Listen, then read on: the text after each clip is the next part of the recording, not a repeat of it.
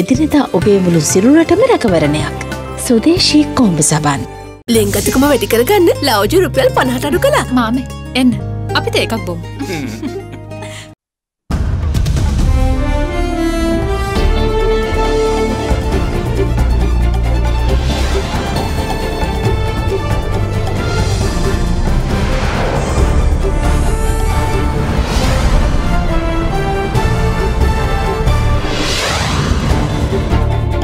In your headlines tonight, looking good.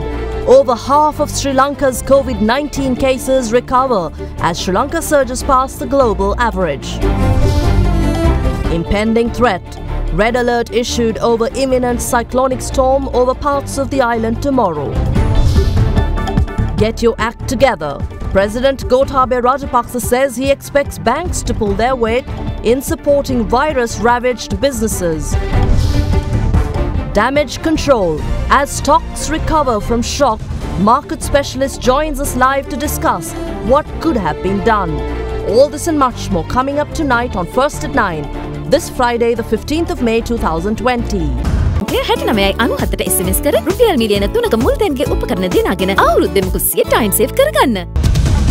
From AdaDerana, this is AdaDerana First at 9.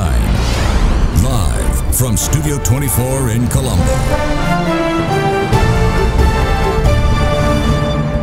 A very warm welcome to tonight's edition of AdaDerana English. The Department of Meteorology issued a red warning today for heavy rain, gusty winds and rough seas following the development of a low-pressure system in the Bay of Bengal. The low-pressure system is expected to develop into a depression and then a cyclonic storm over the southern part of the Bay of Bengal tomorrow and continue until the 20th. Assistant Director of the Disaster Management Centre Pradeep Kodipalli says that a special action plan has been put in place to deal with any possible disaster resulting from the inclement weather, while warning residents in hill areas and along the coastal belt to practice extreme caution during these times. A low-pressure area that has developed over the southeast part of the Bay of Bengal and the South Andaman Sea is likely to develop into a depression over the same region during the next 12 hours and further intensify into a cyclonic storm over the South Bay of Bengal tomorrow, the Met Department warned. It is very likely to move northwestwards initially till the 17th of May and then recurve north and northeastwards towards the North Bay of Bengal from the 18th to the 20th of May. Due to this, heavy falls about 150 millimeters can be expected in some places in the western, Sabaragamuwa, southern and central provinces, with wind speeds increasing up to 40 to 50 kilometers per hour over the island. The advisory also warned of the possibility that sea areas of the coast of Mannar to Pothuwil via Colombo, Galle and Hambantota may experience surges with swell waves of 2 to 2.5 meters in height. Assistant Director of the Disaster Management Centre, Pradeep Kodipalli, says that a special action plan has been put in place to deal with any possible disaster events resulting from the inclement weather, while warning residents in hilly areas and coastal areas to practice extreme caution during these times. The meteorological department have warned that the rain might be expected in a western province and southern province, Sabaragamuwa and central province. So we have disseminated that message over the country, especially for the fisheries community and the naval community. So fisheries and naval community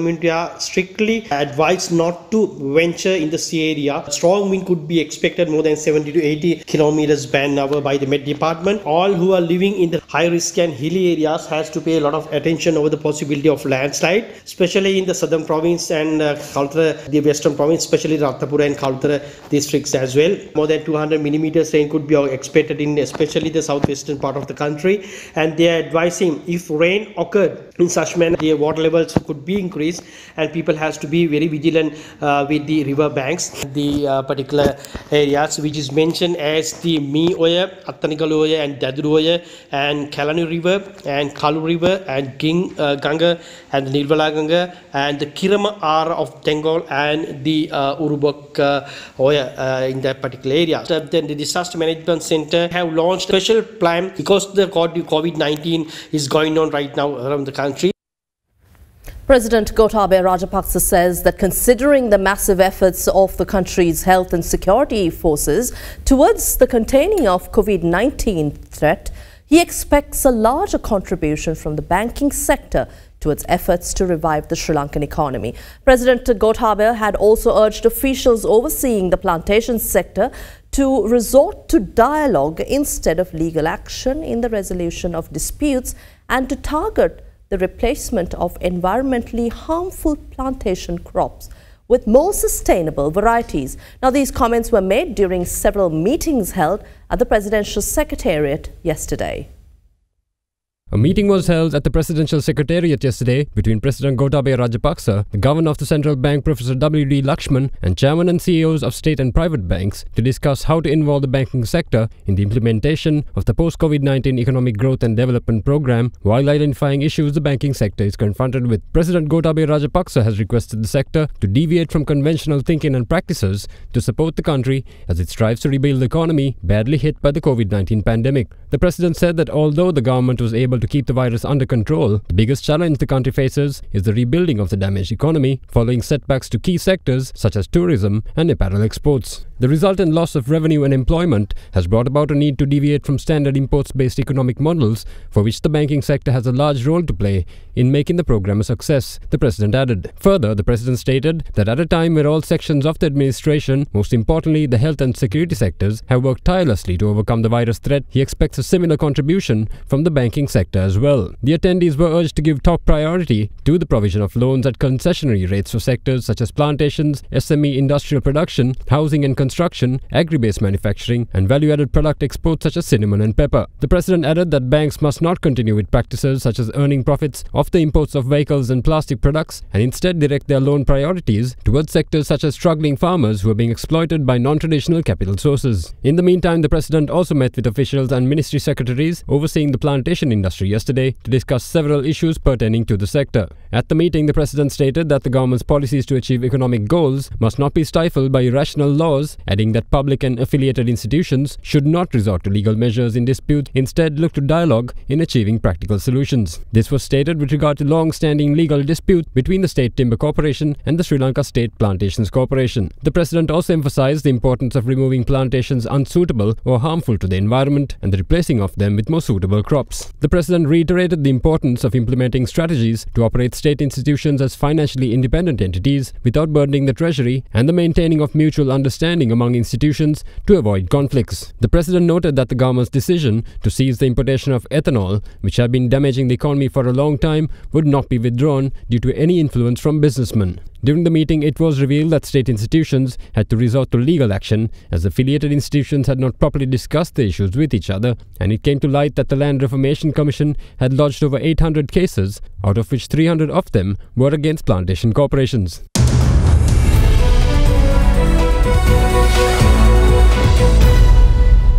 Well, Sri Lankan stocks closed 1.04% higher as bond yields were flat amid dull activity. Colombo's all-share price index gained 1.04%, while the S&P SL20 index of more liquid stocks advanced by 2.84%. Two crossings in Commercial Bank amounted to 77.19 billion, or rather million rupees. Retail activity for the day was high with 8,082 trades, with the highest seen in John Keells Holdings and Commercial Bank.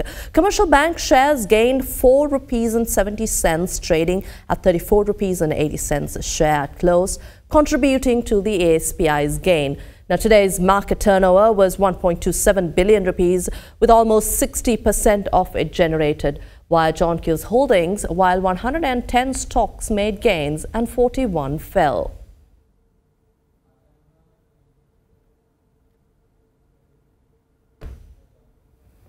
Now, the Colombo Stock Exchange has seen a turbulent week, beginning with a massive shock as circuit breakers were tripped on reopening day, prompting a full-day closure. To discuss this week's stock market and what we are to look forward to, I've invited to our studios Director of the Colombo Stock Exchange and Chairman of Asia Securities, Dumit Fernando. A warm welcome. You went back to business on Monday this week after a lapse of 7 weeks from the 20th of March. But did we send the right signal out to the foreigners? What are the signs now? Yeah. So I think what happened on the first trading day, which was a circuit breaker being triggered very quickly and the market shutting down for the rest of the day, I think that was really an anomaly. I think there were some restrictions put on the circuit breakers which were not done with the intention of closing it down, but some of the unintended consequences of that was that the sudden rush of selling in the pre-open led to the market falling right away. But I think what's more important to recognize is that fall came on a volume of only 25 million rupees. So really it's negligible. The more interesting story is what happened in the first 2 days, and where we lost in aggregate about 13% of the market. Now it's really interesting, there's one other market who had been closed for a few days and reopened. That was the Philippines back in March. Interestingly, on their first day of trading after a closure, they were down 24% at one point and bounced back to end up at 13%. Now, interestingly, that market is also up 21% from that day. So we've seen a positive trend since that very first day, and we can talk about that. But I think the very first day's turbulence, I think, was probably a little overblown. But what are the signs we're sending to foreign investors right now? March 20th, we halted trading, and then it took almost 7 weeks for us to reopen market. But elsewhere in the world, markets continue. I think we discussed about this. Market should have remained open for trading. And now when we go back 38 seconds on the first day, we send a very bad signal to foreign investors. But as stockbrokers, what was it? What kind of a intervention did you make with the regulator too? So we made representations clearly. I think you know, it was not just foreign investors, but local investors also who might have wanted the market open, particularly during the COVID troubles. There were people who had lost their income, but perhaps they wanted to liquidate some of their stock holdings to make some money. But in some ways, I'm looking at this as something that's happened in the past. We did make representations on the basis of the fact that markets should be continuously operating, that halting markets could potentially worsen any sell-off rather than make prices better. And also the fact that you do create some pent-up selling demand. So that's probably what we saw in the first 2 days. But could this have been avoidable? Well, avoided rather. I think, in fairness, unlike other countries, we were under a strict curfew. In other countries where there were lockdowns and markets remained open, there was no curfew. So unless the stock exchanges designated an essential service, I think it would have been quite challenging for us to run some of the operational aspects of it. I think the big question now is what the outlook is for our stocks, our markets, our capital market. Where do we go from here? Because we may have sent a message of uncertainty, but where do we go from here? Yeah, so if you look at where the stock market is now, and if you go back to Tuesday when the markets bottomed, you were seeing very, very cheap valuations. We were already quite a cheap market before March 20th. But with what happened on Monday and Tuesday, we realized that some of these stocks were extremely cheap. And one of the things we did was we actually analyzed about a dozen liquid stocks and looked at what the absolute worst case fundamental value for those could be. And since the day we put that out, we've seen markets actually moving up. So what has happened is there has been some foreign selling, but at the same time we've seen local institutions, a few local institutions coming in and buying up very large chunks of companies. We've seen very active retail participation. So what we've seen also is that a lot of new account holders are coming into the market. They're opening new stock trading accounts to get in, and they do see this as an opportunity to buy cheap. And that's exactly what I would tell the public and investors. This is going to be a once-in-a-lifetime valuation opportunity on the basis that what we know about the COVID management in the country is going to remain as is. Our COVID numbers have been relatively good compared to other countries. Our mortality rates have been pretty good, and we're seeing industry starting to come back online. You did mention about new investors coming on board, but we've been talking about the lack of education on investments, on stocks. Sri Lanka lags in that area, but how can we look at creating market awareness, and also about stockbrokers themselves? What are the challenges you have that you would like to see that the regulator either deals with or that you don't want the regulatory involvement in? Yeah. No, look, I mean, we've had very good conversations with the Securities and Exchange Commission on this, and I think we're getting very much on the same page in terms of what needs to be done. In fact, we had a conversation earlier this week where we discussed the importance of financial literacy, and the SEC as well is going to make some investments in that. We have discussed some of the issues around market opening, circuit breakers, some of the microstructure issues in the market.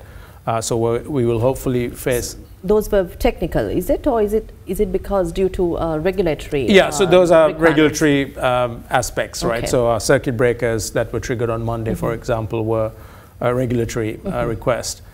So we discussed the pros and cons of some of those, how to recalibrate some of those. So, you know, there is very good and healthy dialogue. I think there is good understanding of the repercussions and how to potentially anticipate some of the unintended consequences. Now remember, this is not something we've seen before, so it is very important for us to be a little balanced about what needs to be done and what unintended consequences can come out of it. So I think we've got to maintain the dialogue with regulators to continue. Finally, does this mean we are looking at a robust growth in capital market and positive growth in our markets compared to the rest of the world, where they've recovered? They've gone through their shocks, but they've recovered by now. But yeah, so if you look at a lot of the Asian markets on average, and these are markets that did not shut down at any point, from March 20th, where we shut down, most of those markets are up in the double digits, in the teens, percentage-wise.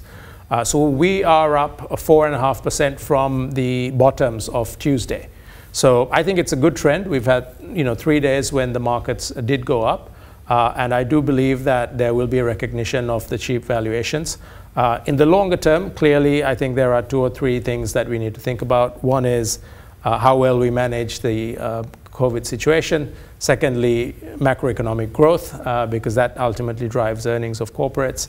And also, from a foreign investor standpoint, the currency stability, because, you know, they obviously don't want very large depreciation in their investments. Certainly. Thank you, Dumit, for your time here at our studios. Moving on, the Sri Lankan rupee was last quoted at 187.80 against the US dollar, 0.16% lower for the day compared to the last session's close of 187.50. Here's a look at how the local currency traded against other major currencies of the world today.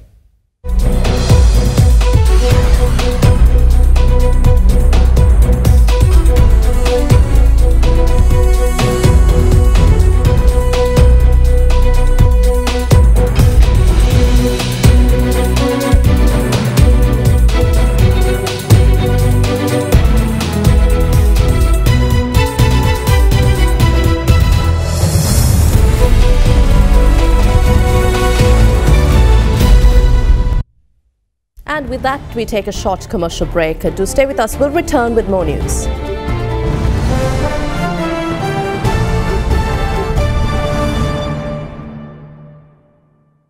Corona වෛරසය පැතිරීම වළක්වන්න සබන් යොදා දෑත් සෝදන්න.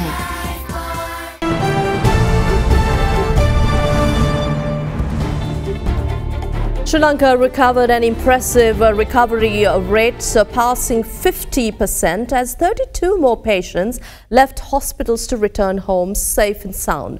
Meanwhile, Bandaranaike Mawatha and Suduwalla in Jayala are no longer under isolation as entry and exit bans were lifted by the army today. According to Commander of the Army, Lieutenant General Shavendra Silva, the country has 0 isolated areas as of today. The overall figure of COVID-19 patients in the country rose to 925, with the identification of more cases yesterday. Included in this figure are 439 active cases of coronavirus currently under treatment at various government-run hospitals and treatment centres. Sri Lanka's recovery rate, however, continues to be a source of good news as 32 more patients walked out of hospitals today, increasing the number of total recoveries to 477.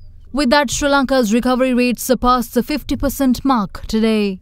මේ විසින් පෙන්눔 කරලා තියෙනවා ශ්‍රී ලංකාවේ Covid තත්ත්වයේදී ශ්‍රී ලංකාව ඉතා ඉහළින් සිටින බව මේ සුව වෙලා ගෙදර යන රෝගී ප්‍රතිශතය සම්බන්ධයෙන් විශේෂයෙන් මේ අවස්ථාවේ මම කියන්න කැමතියි අපි මේ කොවිඩ් උවදුර යම් පාලනයකට අරගෙන තියෙන අවස්ථාවේ ඒ චර්යාවන් අපේ නතු කරගත් චර්යාවන් දිගටම පවත්වාගෙන යා යුතු බව.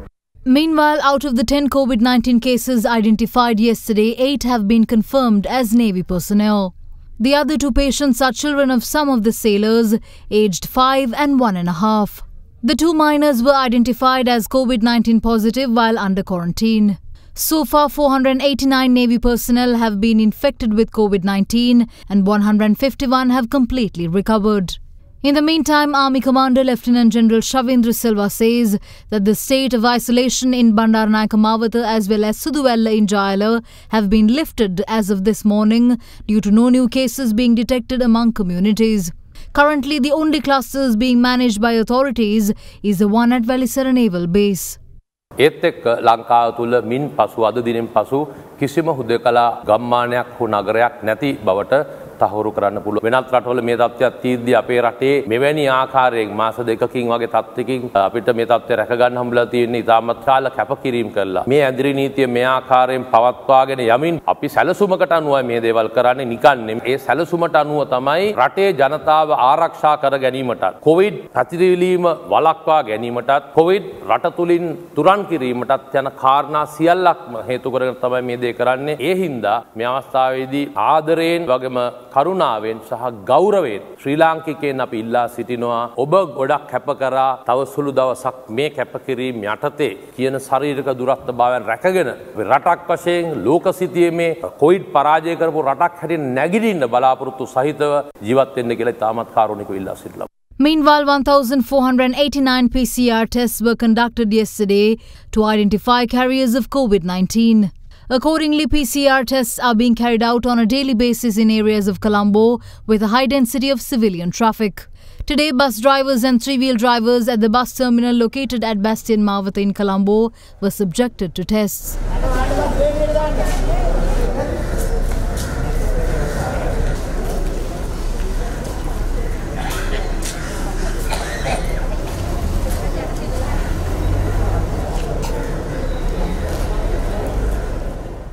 To date, 8,847 people have left quarantine facilities operated by the Triforces after successfully completing their quarantine process.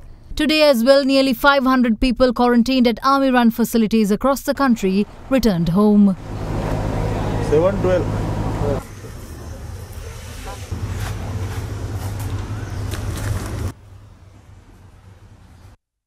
With the public and private sector going about their daily work for the 5th consecutive day, many services continue to operate while adhering to the health and safety protocols prescribed by the Ministry of Health. In the meantime, the government resumed vaccinations for 30,000 children in the Puttalam district following a 2-month delay. The private and public sector resumed work as normalcy continued for the 5th consecutive day, with health and safety protocols being enforced on train and bus services. Long queues were seen outside the Badula Court complex as officials conducted mandatory temperature checks on people before allowing them access to the courts. The government senior citizens allowance was distributed at the Hatton post office with strict adherence to prescribed health and safety protocols. Meanwhile, medical health officers of the Puttalam district took measures to vaccinate around 30,000 children under the age of 5 in the district whose vaccinations were delayed due to the coronavirus pandemic lockdown. In the meantime, over 1,500 PPE suits were distributed to the relevant heads of hospitals by the superintendent of the Mahara prison recently. The stock of PPE suits were manufactured by death row inmates of the Mahara prison, with the project funded by Sri Lankan expatriates. In a further development, officers of the Consumer Affairs Authority raided a spice manufacturing company in Dikkoya, Matara for retailing a kilogram of turmeric at an inflated price of 2,400 rupees, disregarding the government-imposed price ceiling of 750 rupees. Company officials have been ordered to recall the stocks of overpriced turmeric powder and reprice them under the original prices, while a further 100 packets of the overpriced turmeric was taken into custody. Meanwhile, the Negombo Police Division has taken steps to transport 2,000 civilians stranded in the area back to their homes. The civilians were requested to undergo self-quarantine for 14 days in their homes. In further news, 4 families residing in a single house in Haliala in Alpitia have complained of not having received the government allowance of Rs 5,000. Residents say that the main breadwinner of the household had passed away and that among the residents of the house are a 15-day-old infant and 7 other children. They added that the father of the 15-day-old infant has been diagnosed with cancer and is currently being treated in hospital. Meanwhile, a total of 200 million face masks manufactured by apparel manufacturer Brandix have been exported to the United States. The consignment was dispatched after a token handing over ceremony was carried out to US Ambassador to Sri Lanka Alaina B. Teplitz yesterday. Chairman of the Presidential Task Force in charge of Economic Revival and Poverty Eradication Presidential Special Representative Basil Rajapaksa participated in the event. In the meantime, Sri Lanka Telecom and mobile service provider Mobitel donated 50 million rupees to the Idukama COVID-19 Health and Social Security Fund. Chairman of Sri Lanka Telecom Rohan Fernando, staff members and trade union representatives presented the donation to the President at the Presidential Secretariat today. Former Minister Mangala Samaravira is of the view that he is being called to record a statement at the Criminal Investigations Department as part of a political witch hunt carried out by the government. Responding to questions posed by the media, he admitted to approving the transportation of a group of voters registered in Puttlam to the Silavathura area during the last presidential election. Former Minister of Finance Mangala Samaravira arrived at the Criminal Investigation Department yesterday to record a statement with regard to an ongoing investigation into former Minister Rishad Badudin allegedly having transported a group of voters registered in Puttlam to the Silavathura area during the last presidential election. The former minister left the CID after recording a 5-hour statement. අක්බීමන Dayaratne හාමුදුරුවෝ කෙනෙක් පැමිණිල්ලක් දාලා තියෙනවා සරණාගත කඳවුරවල ඉන්න ඡන්දදායකයන් පිරිසක් උතුරේ තියෙන ඡන්දපොළට ගෙන යාම සඳහා මුදල් ඇමතිවරයා වශයෙන් මම අනුමැතිය දුන්නයි කියලා. මම බොහොම සතුටු වෙනවා අනුමැතිය දීම ගැන. බස් දීලා ඡන්දෙ දාන්න බැසිල් රාජපක්ෂලා පවා කටයුතු කරලා තියෙනවා. මේක ඉතින් අලුත් දෙයක් නෙමෙයි. ඒ වගේ දෙයක් වුණාට ඔබතුමන්ලා ඒ කාලේදී ඔබතුමන්ලාගේ රජයක් ආපුවම පැමිණිලි කරේ නැහැ. මම පැමිණිලි කරන්නේ නැත්තේ ඒ අය කරේත් හරි දේ අපි කරන්නේත් හරි දේ. ඒ ගියපු බස් මුදල් ගෙවුවේ මේ කර්මාන්තහ වාණිජ කටයුතු අමාත්‍යාංශයෙන් කියලා ඔබතුමා ඒක ගෙව්වේ Northern Rehabilitation එකෙන්. කියන්නේ ඒ අමාත්‍යාංශයේ යටතේ තියෙන තවත් දෙපාර්තමේන්තුවක්. ෂාද් බදුර්දීන්ට එරෙහිව කරන දඩයමකත් කොටසකට තමයි මාව ගා ගන්න හදන්නේ. නමුත් වැරදි මිනිහව ගාගත්තේ. අපි බලමු. Stay with us. We have more news coming your way on First at 9.